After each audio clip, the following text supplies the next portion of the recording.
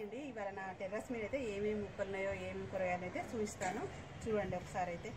చూడండి ఎంత మంచి కాయలు వచ్చినాయో, గుండ్ర సొరకాయలండి. ఇవైతే నేను పల్లెటూరులో మా అమ్మ వాళ్ళ ఊరి దగ్గర వేరే వాళ్ళ దగ్గర తీసుకొచ్చి పెట్టాను. ఈ మొక్కకు అయితే చాలా పిందెలు పడ్డాయండి. అసలు చూడండి ఎన్ని పిందెలు పడ్డాయో. ఇవైతే కోతులు ఉంచుతాయో లేదో అని భయం అవుతుందండి. అసలు ఎంత ఫ్రెష్గా వచ్చిందండి మొక్క. అసలు ఎంత హెల్దీగా వచ్చిందో చూడండి. ఎన్ని పిందెలో అసలు.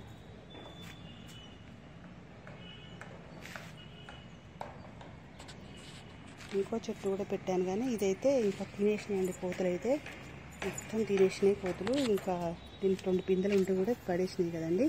ఇంకో అయినా మళ్ళీ పిందెలు పడిందండి పాపం. చూడండి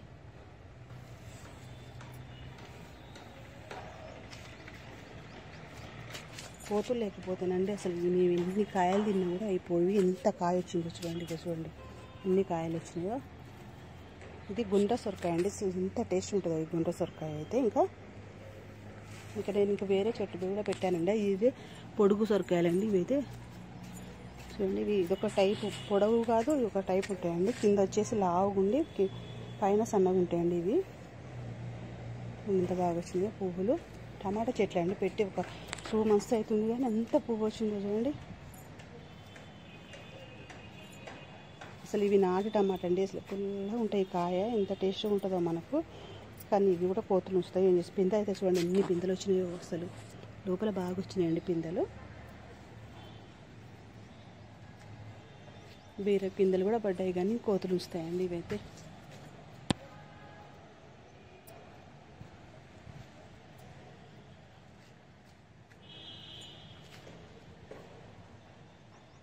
మనకైతే ఇట్లా ఇది ఉంటుంది కదండి. దీని మీద మనం ఏమైనా ఎండబెట్టుకోవడానికి ఎంత బాగుందండి. కింద అయితే కొంచెం డస్ట్ పడుతుంది కదా.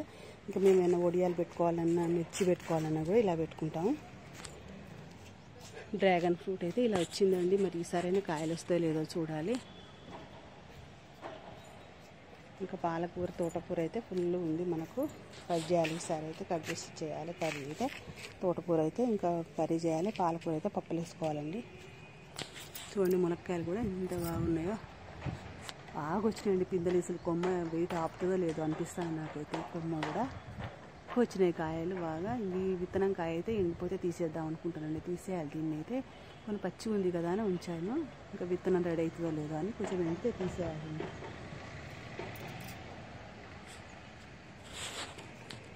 ఇంకా మనకైతే ఇక్కడ వంకాయ మొక్కలు కూడా మంచిగా గ్రోత్ వస్తూ ఉన్నాయండి. ఇవైతే చిన్న బకెట్లో పెట్టినా కూడా మంచిగా వస్తూ ఉన్నాయి. ఇవైతే ఇంకో దీంట్లో 2 మొక్కలు పుదీనా చూడండి. అంతా కట్ చేసాను. బాగా వచ్చింది పుదీనా. కట్ చేసి చట్నీ చేసామండి. ఇంకో దీంట్లో అయితే చిన్న చెట్టే కదా, వంకాయలు కూడా వస్తూ ఉన్నాయి చూడండి. వంకాయ పువ్వులు ఎట్లా వచ్చాయో.